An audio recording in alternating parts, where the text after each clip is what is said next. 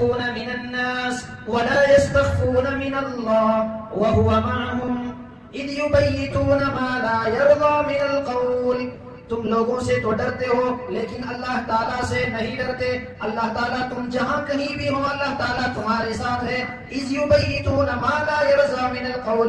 رات میں جو تم تنہائی میں چھپ کر بات کرتے ہو اللہ تعالیٰ بھی اس بات کو اس گفتگو کو سنتا ہے. سورہ نساء 5 پارے کی آیت ہے. اللہ سے بھی گفتگو کر کے دیکھو. ہوتے ہی رسول اللہ صلی اللہ علیہ وسلم بلکہ اس سے پہلے والا مہینہ رجب کا مہینہ شروع ہوتا اللہ کے نبی دعائیں کرتے اللہم بارک لنا فی رجب و شعبان وبلغنا رمضان کہ اللہ ہمارے رجب کے مہینے میں بھی برکت عطا فرما, شعبان کے مہینے میں بھی برکت عطا فرما اور ہماری رسائی رمضان تک فرما. دیکھیے ہمیں رمضان کی تیاری 2 مہینے پہلے سمجھ میں نہیں آتی. ہمیں سمجھنے کے لیے اس لیے کہ صحابہ رسول اللہ صلی اللہ علیہ وسلم آپ تو دنیا میں تشریف لائے ہی تھے آخرت کی یاد دلانے کے لیے اور آخرت کے مقصد کو بتانے کے لیے. تو آج ہم دنیا کو مقصد سمجھے ہیں. ہمیں شادی کی تیاری 6 مہینے پہلے سمجھ میں آتی ہے. کوئی فنکشن کرنا ہو تو اس کی تیاری مہینے پہلے سمجھ میں آتی ہے. تو ہم نے دنیا کو اور دوسرے چیزوں کو مقصد سمجھا ہے جبکہ رسول اللہ صلی اللہ علیہ وسلم کی نگاہ آخرت پر تھی, صحابہ کی نگاہ آخرت پر تھی. تو وہ تیاری 2 مہینے پہلے کرتے تھے رمضان کی, اس لیے کہ کسی کو معلوم ہو جائے 2 مہینے بعد ایک سیل لگنے والا ہے تو آپ اس میں 100 روپے لگائیں گے یا 1 روپیہ لگائیں گے, 70 روپے اس کے بدلے ملیں گے. آپ 100 روپے لگائیں گے اس کے بدلے میں آپ کو آفر میں 1000 کی چیز ملنے والی ہے. یہ باتیں تو سمجھ میں آتی ہے. دین کیوں سمجھ میں نہیں آتا؟ دین کی اہمیت ہمارے دلوں کے اندر نہیں. بہرحال یہ مقدس مہینہ, یہ مہینہ شروع ہو گیا رجب کا, شعبان کا, تو اس میں دعائیں پڑھنی چاہیے. اللہم بارک لنا فی رجب و شعبان وبلغنا رمضان کہ اللہ رجب اور شعبان کے مہینے میں برکت عطا فرما, ہماری رسائی رمضان تک فرما. اس لیے کہ رمضان کی 1 سال کی بھی 1 مہینے کی عبادت مل گئی تو صرف اس کی 1 رات کی عبادت 80 سال سے افضل. بڑے فضائل ہیں. بہرحال اس لیے اس کی مہینوں پہلے تیاری چلتی تھی. تو شعبان کا مہینہ اور اس میں اس کی 15ویں رات جسے شب برات کہتے ہیں, تو اس کے بارے میں آپ دیکھیں کہ بعض لوگ اس کا روزہ رکھنا ہے یا نہیں رکھنا ہے, اس رات میں جاگنا ہے یا نہیں جاگنا ہے, اس رات میں قبرستان جانا ہے یا نہیں جانا ہے, اس کی اہمیت کیا ہے.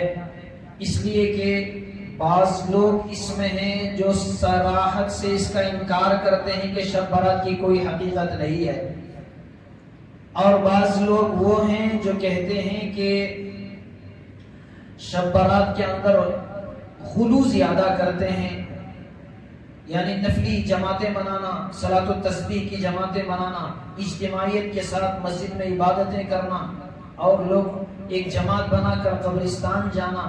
اس کے اندر بعض لوگ وہ ہیں زیادتی کر رہے ہیں, اور بعض لوگ تو کہتے ہیں کہ یہ تو بدعت ہے. ایک بات یاد رکھیں, بدعت کسے کہتے ہیں؟ بدعت کی تعریف یہ ہے کہ جو چیز نہ قرآن میں ہو, نہ حدیث میں ہو, نہ صحابہ سے اس سلسلے میں کوئی چیز مروی ہو اور اس کو دین سمجھ کر کر رہا ہے تو یہ بدعت ہے. اس کے بارے میں میں تھوڑی تفصیلاً بات شب برات کے سلسلے میں, اس لیے کہ شب برات میں تو کہتے ہیں شب برات 2 دن بعد ہے, اتوار کے دن, تو ہم آج ہی اس کے بارے میں، اس کی حقیقت، اس کی تھوڑی بہت تفصیل جان لیں انشاءاللہ، اور تفصیلاً میں انشاءاللہ شب برات کے موقع پر عرض کروں گا۔ 9:30 بجے ہمارے یہاں جماعت ہے، تو آپ آئیں گے تو اس کے بعد نماز کے بعد وہاں بھی تفصیلاً انشاءاللہ گفتگو ہوگی۔ تو بہرحال شب برات دیکھیں، شب برات کی فضیلت ہے یا نہیں ہے، جاگنا ہے یا نہیں ہے، اس سلسلے میں صحابہ اکرام رضی اللہ عنہم اجمعین سے 10 روایتیں منقول ہیں۔ اس میں حضرت عائشہ رضی اللہ عنہ بھی ہیں، حضرت ابوبکر رضی اللہ عنہ ہیں، حضرت علی رضی اللہ عنہ ہیں، ابن ماجہ کی روایت ہے، ترمذی کی روایت ہے کہ حضرت علی رضی اللہ عنہ فرماتے ہیں رسول اللہ صلی اللہ علیہ وسلم نے ارشاد فرمایا کہ اذا كانت لیلۃ النصف من شعبان، کہ جب شعبان کی جب 15ویں شب ہو تو اس کی اہمیت 10 صحابہ سے ہے۔ لوگ کہتے ہیں کہ سب ضعیف حدیث ہے۔ آپ دیکھیں کہ جو حدیث ضعیف ہو اور اس سے کوئی مسئلہ نہیں نکلتا ہو تو وہ حدیث فضائل میں قابل قبول ہے۔ جیسا کہ جمعہ کے دن 80 مرتبہ درود پڑھتے ہیں تو 80 سال کے گناہ معاف، فضائل کے اندر ضعیف حدیثیں بھی قابل قبول ہیں۔ اور ایک حدیث ضعیف ہی صحیح مختلف طرق سے واقع ہو، 10 روایتیں جمع ہو جائیں تو اس کی قوت بھی، اس کی ضعافت بھی کم ہو جاتی ہے، یعنی وہ احسن کے درجے تک تقریباً پہنچ جاتی ہے، وہ قوی اور مضبوط ہو جاتی ہے۔ تو بہرحال شب برات کی فضیلت کا انکار نہیں کیا جا سکتا۔ اس رات میں جاگنا یہ تو ہے، لیکن میں نے کہا کہ اس کی فضیلت تو ہے، لیکن بعض لوگ غلو کرتے ہیں کہ اجتماعی طور پر اس رات میں جمع ہونا، صلاۃ التسبیح کی جماعتیں منانا، نہ اس کی کوئی حدیث کے اندر فضیلت نہیں آئی ہے، بلکہ فرمایا کہ ایک عام دربار ہوتا ہے، ایک خاص دربار ہوتا ہے، تو نفلی فرائض جو ہیں وہ اللہ کا عام دربار ہے۔ فرائض جو ہم فرض نماز پڑھتے ہیں یہ عام دربار ہے، اور جو نوافل ہیں، جتنے بھی نوافل ہیں، یہ اللہ تعالیٰ کا خاص دربار ہے۔ اسی وجہ سے فقہاء نے فرمایا کہ جو نمازیں آپ کو مسجد میں پڑھنے کا حکم ہے، کوئی یہ سمجھے کہ میں مسجد میں آؤں گا تو لوگ مجھے نمازی کہیں گے، میرے اندر ریاکاری آ جائے گی، میں اس لیے اخلاص کے ساتھ جمعہ کی نماز گھر میں پڑھ لوں گا یا فرض نماز گھر میں پڑھ لوں گا، کہا کہ نہیں، جائز نہیں۔ آپ کو چاہے ریاکاری ہو، جو بھی ہو، آپ کو فرض نماز مسجد میں آ کر با جماعت پڑھنا پڑے گا۔ نفل نمازیں بھی جن کو اللہ کے نبی نے وطر کی نماز ہے، عیدین کی نماز ہے، اور اس کے بعد صلاۃ الخسوف، صلاۃ الکسوف، چاند گرہن، سورج گرہن اور بارش کے لیے جو نمازیں پڑھتے ہیں وہ اجتماعیت کی ثابت ہیں۔ اس کے علاوہ جتنی بھی نمازیں ہیں اس کو گھر میں ہی پڑھنا افضل ہے۔ ہاں، لیکن فقہاء نے بعد میں اجازت دے دی مسجد ہی میں پڑھ لے، اس لیے کہ انسان فرض پڑھ کے جائے تو گھر میں جا کر کہاں پڑھے، اس لیے کہ کوئی نکل کر کام کے لیے جا رہا ہوتا ہے، کوئی فیکٹری کے لیے جا رہا ہے، یا یہ کہ گھر کو جاتے ہی وہاں پر وقت نہ ملے یا انسان بھول جائے، تو کہا کہ نفل عبادت ہے، مسجد میں بھی پڑھ سکتا ہے، لیکن افضل یہی ہے کہ نوافل گھروں کے اندر پڑھا جائے۔ تو اس وجہ سے شب برات کے موقع پر جتنی بھی عبادتیں ہیں اس کو تنہا کرنا اس کی فضیلت ہے، اس لیے کہ جتنے بھی نمازیں ہیں، جو عبادتیں ہیں، نفلی ہیں، اور نفل عبادت کو تنہا کرنا یہ رسول اللہ صلی اللہ علیہ وسلم اس کی ایک مثال اور سمجھیں۔ اسی وجہ سے فقہاء نے خاص طور پر امام ابو حنیفہ رحمۃ اللہ علیہ نے نفل نماز کی جماعت مکروہ تحریمی کہا، قریب حرام۔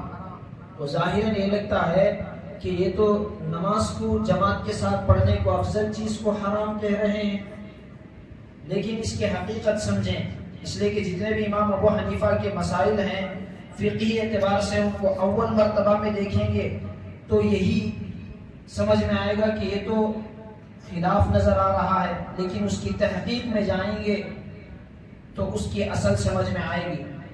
آپ دیکھیں، ایک بادشاہ نے آپ کو کہا ہے کہ آپ رات کے 2 بجے مجھے ملے، رات کے 10 بجے مجھے اکیلے میں ملے، آپ کو خاص بات کرنی ہے اور آپ 10 آدمیوں کو ساتھ میں لے کر جائیں، تو یہ تو بادشاہ کی توہین ہے۔ بادشاہ تو کہہ رہا ہے تنہائی میں ملو، میں تمہارے سے خاص بات کرنی ہے۔ آپ 10 آدمیوں کو ساتھ میں لے کر گئے، یا آپ کا دوست کہے تو رات کو اکیلے اب آپ تیرے ساتھ سب دوست آئیں، تنہائی میں بات کریں گے، تو وہ آپ 10 آدمیوں کو ساتھ میں لے کر جائے تو اس کی توہین ہے۔ اسی طرح اللہ تبارک و تعالیٰ کا ایک عام دربار ہے جسے فرائض کہتے ہیں، جسے عیدین کی نماز ہے، جمعہ کی نمازیں ہیں، فرائض کی نمازیں ہیں، اس میں آنا جماعت واجب ہے، لیکن اللہ تعالیٰ کہہ رہا تہجد میں کہ اکیلے میں ملو۔ ارے کسی کو کوئی ایک محبوب کسی سے محبت کرتا ہے، وہ کہے کہ رات کے آپ 2 بجے مجھے ملے، تنہائی میں بات کریں گے، اس کا مزہ ہی الگ ہے۔ جو محبت کیے انہیں معلوم ہے بندے کو محبت میں وحدت کا مزہ ملتا ہے، اگر ہو محبت سچی تو بندے کو خدا ملتا ہے۔ سچی محبت، دنیا کی محبت تو معلوم ہوتی ہے، فنا ہونے والی محبت تو سمجھ میں آتی ہے، تو اللہ کی محبت ہم نے تنہائیوں میں ناجائز گفتگو تو کر کے دیکھ لی۔ اللہ اکبر، قرآن کہتا ہے يستخفون من الناس ولا يستخفون من الله وهو معهم إذ يبيتون ما لا يرضى من القول۔ تم لوگوں سے تو ڈرتے ہو لیکن اللہ تعالیٰ سے نہیں ڈرتے۔ اللہ تعالیٰ تم جہاں کہیں بھی ہو، اللہ تعالیٰ تمہارے ساتھ ہے۔ اِذْ يُبَيِّتُونَ مَا لَا يَرْضَىٰ مِنَ الْقَوْلِ، رات میں جو تم تنہائی میں چھپ کر بات کرتے ہو، اللہ تعالیٰ بھی اس بات کو، اس گفتگو کو سنتا ہے۔ سورہ نساء 5ویں پارے کی آیت ہے۔ اللہ سے بھی گفتگو کر کے دیکھو، وضو بنا کے رات کی ٹھنڈ یا رات کی گرمی، وضو بنا کر مصلی بچھا کر بیٹھ کر اللہ سے بھی باتیں کر کے دیکھو۔ حدیث میں آتا ہے بندہ جب قرآن پڑھتا ہے، اللہ فرشتے کو بھیجتے ہیں کہ جاؤ میرا کلام پڑھ رہے سنو، وہ بندہ آتا ہے، سنتا ہے، قریب ہوتا ہے، اتنے قریب کہ ہونٹ سے ہونٹ لگاتا ہے، اس کے بوسہ دے کر جاتا ہے۔ تنہائی کی عبادت، ایک اللہ کا خاص دربار، ایک اللہ کا عام دربار۔ خاص دربار فرائض ہیں، عام دربار فرائض ہیں، خاص دربار نوافل ہیں۔ اس کے اور زیادہ تفصیل میں عرض نہیں کر سکتا، اتنا ہی سمجھ جائیں نفلی عبادتیں ہیں۔ اور اسی وجہ سے حدیث میں فرمایا هل من مستغفر فاغفر له، حضرت ابوبکر رضی اللہ عنہ راوی ہیں، فرمایا کہ اس رات میں اللہ تبارک و تعالیٰ فرماتے ہیں کوئی ہے جو مجھ سے مغفرت چاہے میں اس کی مغفرت کروں، هل من مسترزق فارزق له، کوئی ہے آج کی رات میں مجھ سے روزی طلب کرے میں اس سے روزی دوں۔ یعنی اللہ تعالیٰ ایک ایک سے الگ الگ سوال کر رہے ہیں، تو اس کا مطلب کیا اللہ تعالیٰ اکیلے میں ملنا چاہتے ہیں۔ اللہ کو کیا ضرورت ہماری، اس لیے کہ اللہ کے کروڑوں بندے، ہمارا قوم ایک ہی اللہ، پھر بھی اللہ مہربان جائے بندوں کے اوپر، اللہ خود بلا رہا ہے۔ ارے بادشاہ اگر کسی کو ملنے کے لیے بلائے تو بادشاہ کو ضرورت ہے کہ اس آدمی کو ضرورت ہے، اس آدمی کو ضرورت ہے۔ دنیاوی بادشاہ کو اپنی غرض بھی ہو سکتی ہے لیکن اللہ کو کوئی غرض نہیں۔ تو اس سے بھی ان الفاظ سے، حدیث سے یہ بھی معلوم ہوا کہ اللہ تعالیٰ کی تنہا عبادت، اور اللہ کے نبی نے جو قبرستان کو گئے ہیں وہ بھی تو تنہا گئے ہیں۔ کسی کو حضرت عائشہ رضی اللہ عنہ باجو سو رہی ہیں تو کہا کہ قام رویدا فتح الباب رویدا ومشى رویدا، اللہ کے نبی آہستہ اٹھے، اتنا آہستہ اٹھے کہ مجھے پتہ ہی نہیں چلا، آہستہ سے دروازہ۔ یہ کبھی اور موقع پر عرض کروں گا کہ میاں بیوی کے آداب میں سے ایک چیز ہے بہرحال اللہ کے نبی جو گئے ہیں رات میں قبرستان کو تنے تنہا گئے ہیں، تو تنہا جاؤ، اور جانے اس لیے کہ تنہا جائیں گے اندھیرے میں، تو لائٹنگ کا دور تو نہیں تھا اس وقت میں، تو 14ویں کی ظاہر ہے 14ویں کا چاند ہوگا، یہی روشنی کافی ہے۔ لیکن قبرستان جانے کا مقصد کیا ہے؟ قبرستان جانے کا مقصد ہے موت کی یاد آئے، اندھیرے میں جائے، تنہا جائے، تبھی تو ڈر لگتا ہے قبر سے۔ سب لائٹنگ بھی ہے، مجمع کو لے کر جا رہا ہے، وہاں کون سا ڈر؟ اگر خدا کی قسم میرے بس میں ہوتا ان قبرستانوں میں لائٹنگ کے لیے میں پابندی لگا دیتا۔ قبرستان جہاں حضرت عثمان رضی اللہ عنہ کھڑے ہو کر زاروں قطار روتے اور کہتے القبر اول منزل من منازل الاخرہ فمن نجا منه فبعده ایسر فمن لم ينجی منه فبعده اشد منه۔ حضرت عثمان روتے تو صحابہ پوچھتے ہیں عثمان اتنا کیوں روتے ہو؟ داڑھی مبارک تر ہو جاتی، کپڑے کے اوپر آنسو گرنے لگتے، پوچھتے اتنا کیوں روتے ہو؟ جبکہ حضرت عثمان آپ کے بارے میں تو اللہ نے فرمایا یا عثمان اعمل ما شئت، اے عثمان تمہیں جنگ تبوک میں اتنا مال دیا، اور اللہ تعالیٰ نے کہا کہ عثمان تم جو چاہے کرو تمہاری مغفرت کر دی گئی۔ قبر میں حساب نہیں، حشر میں چلچلاتی ہوئی دھوپ نہیں، کوئی پریشانی نہیں، پھر بھی اتنے زاروں قطار رو رہے ہیں۔ ہمیں کون سا پروانہ مل گیا؟ جھوٹ بھی بول رہا ہے اور قبرستان کو شان سے بھی جا رہا ہے، دھوکہ بھی دے رہا ہے، قبرستان کو شان سے جا رہا ہے، داڑھی مڑا کر بھی قبرستان کو فخر کے ساتھ جا رہا ہے، نمازیں چھوڑ کر بھی قبرستان کو جا رہا ہے، سود کھا کر بھی وہی پیسوں سے ریٹنگ لگا کر قبرستان میں کہیں مجھے وحشت معلوم نہ ہو، ارے زمین کے 4 فٹ نیچے کا کیا ہوگا؟ ظاہری تو لائٹنگ بنا لے تو ظاہراً آپ دیکھیں ابو بکر اور ابو جہل کی قبر دونوں برابر، اندر کا معاملہ ہے، اصل میں اندر کا معاملہ۔ قبر تو ایک ایسی چیز ہے، اللہ کے نبی نے کہا کہ اگر قبر کے بارے میں تمہیں بتا دوں تو تم مردوں کو دفن کرنا چھوڑ دو، اپنی بیویوں سے لطف اندوز ہونا چھوڑ دو گے، اتنی قبر خطرناک۔ پہلے لوگ ڈرتے بھی تھے قبرستان کے پاس سے جانے سے۔ ایک روز آپ دیکھیں، پرانے آدمی ہیں، پوچھ کر دیکھیں، یہ قبرستان سے ہو کر جاتا ہے راستہ، ایک قبرستان ادھر سے جاتا ہے جیلانی پیٹرول بنک کے پاس سے، ادھر سے جاتے تھے، ادھر سے اس لیے کہ قبرستان کا راستہ ہے۔ السلام علیکم اہل القبور، سلام کر کے جاتے ہیں، پتہ نہیں کب جواب آ جائے۔ ایک استاد تھا جن کا نام تھا عبد الغفور، کبھی چھٹی نہیں لیتے تھے اسکول میں، بچوں کو شرارت سوجی کہ کسی نہ کسی طرح استاد جی کو چھٹی دینا ہے، تو استاد جی آتے تھے قبرستان کے راستے سے، جو قبرستان کے قریب یہ راستہ، یہ قبرستان ہے کہیں اور کا، تو کبھی بھی جاتے تو السلام علیکم یا اہل القبور کہہ کے جاتے تھے۔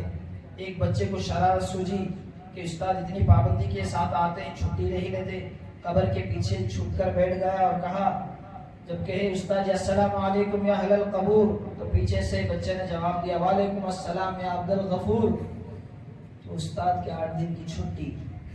یعنی ایک قبر کی وحشت، ایک قبر کا نام سنتے ہی ڈر ہوتا تھا۔ اللہ سے ڈرو، قبر میں جا کر کیا جواب دیں گے، یہ الفاظ پہلے ہوتے تھے، آج نہیں، اجتماعیت کے ساتھ جائیں، کوئی اس لیے کہ اکیلے جائے گا اور اندھیرے میں جائے گا تو معلوم ہے اس کے کرتوت، کالے کرتوت، ڈر ہو لگے گا، اس لیے پہلے ہی کہے گا کہ لائٹنگ لگاؤ اور وہاں پر پھولوں کے ڈھیرے لگاؤ، خوشبو بھی آتی رہے، اور یہ سمجھ رہا ہے کہ اندر بھی ایسا ہی ہوگا، نہیں، وہاں پر اعمال چلیں گے، وہاں کی لائٹنگ نماز ہے، وہاں کے پھول روزہ ہیں، وہاں کی کشادگی، وہاں کی لائٹنگ، وہاں کی روشنی نماز ہے۔ تو یہ دو چیزیں تھی، قبرستان جانا، تنہائی میں اللہ کے نبی گئے ہیں، نماز پڑھنا تنہائی میں پڑھنا ہے، ایک خاص دربار، ایک عام اللہ تعالیٰ کا دربار۔ اور روزے کے سلسلے میں کہ ایک حدیث صرف ملتی ہے، قوموا لیلہا صوموا یومہا، کہ جب اذا کانت لیلۃ نصف من شعبان، جب شعبان کی 15ویں شب ہو تو اس وقت میں رات میں قیام کرو، دن کا روزہ رکھو۔ اتوار میں اس مرتبہ اتوار کے رات میں قیام اور دن پیر کا دن روزہ، ایک روزہ ہے، لیکن فقہاء نے فرمایا وہ بھی سنت روزہ ہے ایک مرتبہ، لیکن اللہ کے نبی شعبان میں روزہ رکھا کرتے تھے، یہ فضیلت بھی ہے۔ اور دوسرا یہ کہ ایام 20 بھی آتے ہیں، 13 14 15 ہر مہینہ، یہ بھی ہیں۔ اور ایک روایت ہے کبھی زندگی میں ایک روزہ بھی آپ رکھ لیں گے سنت ادا ہو جائے گی، زندگی میں ایک شعبان میں ایک مرتبہ قبرستان کو جائیں گے تو تب بھی وہ سنت ادا ہو جائے گی۔ ویسے تو کبھی بھی آپ جانا چاہیے، اور کب جانا چاہیے؟ جب آپ کو ڈر لگے قبرستان میں جانا، اس وقت میں آپ جائیں تاکہ آپ کو قبر کی یاد آئے، اس لیے کہ آپ کسی سے کہیں نماز پڑھ لے بھائی، کہے گا کہ کل سے پڑھوں گا، داڑھی رکھ لے بھائی بعد میں رکھوں گا، حج کر لے بھائی بیٹی کی شادی ہو جائے کر لوں گا۔ قبرستان میں جا کر دیکھیں کتنے لوگ ایسے ہیں جنہیں کل سے نماز شروع کرنی تھی لیکن جنازہ ان کا آج اڑ گیا، تو یہ یاد آئے اس لیے قبرستان میں جانا ہے۔ تو رات کا قیام نفلی ہے، اور رات میں قبرستان میں جانا قبر کی یاد کے لیے ہے۔ روزہ رکھنا شعبان میں ویسے اللہ کے نبی روزہ رکھتے تھے، لیکن فقہاء نے فرمایا کہ انسان رمضان میں بشاشت کے ساتھ روزے رکھنا ہے، تو شعبان میں مسلسل روزے رکھے گا تو کمزوری آئے گی، تو اس وجہ سے نہ رکھے بہتر ہے۔ اگر آپ نے اعضاء قوی ہیں تو رکھ سکتا ہے، لیکن آپ دیکھیں شعبان کے سلسلے میں 3 طرح ہیں، ایک تو اللہ کے نبی شعبان میں روزہ رکھا کرتے تھے، یا یہ کہ ایام 20 کے 13 14 15 اس حساب سے بھی رکھ لیں، اس میں یہ روزہ بھی آ جائے گا۔ یہ 3 روزے رکھ لیں گے تو ایام 20 کی بھی فضیلت حاصل، شعبان میں جو اللہ کے نبی روزہ رکھتے تھے وہ بھی فضیلت حاصل ہو جائے گی، اور شب برات میں جو روزہ رکھتے تھے وہ بھی فضیلت حاصل ہو جائے گی۔ تو یہ مختصر سی چیزیں ہیں انشاءاللہ شب برات کے موقع پر، اور اس کی تھوڑی تفصیل انشاءاللہ حضرات کے سامنے بیان کروں۔